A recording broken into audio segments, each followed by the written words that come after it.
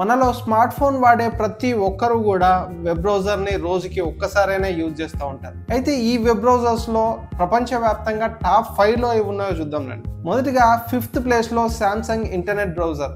దీన్ని Samsung users ఎవరైతే ఉన్నారో వారిలో కొంతమంది ఈ సామ్సంగ్ ఇంటర్నెట్ బ్రౌజర్ ని అయితే యూజ్ చేస్తూ ఉంటారు. 1.7 to 2.2% మెంబర్స్ అయితే ఈ సామ్సంగ్ ఇంటర్నెట్ బ్రౌజర్ ని యూజ్ చేస్తున్నారు. అలాగే 4th ప్లేస్ లో చూసినట్టయితే మొజిల్లా ఫైర్ ఫాక్స్.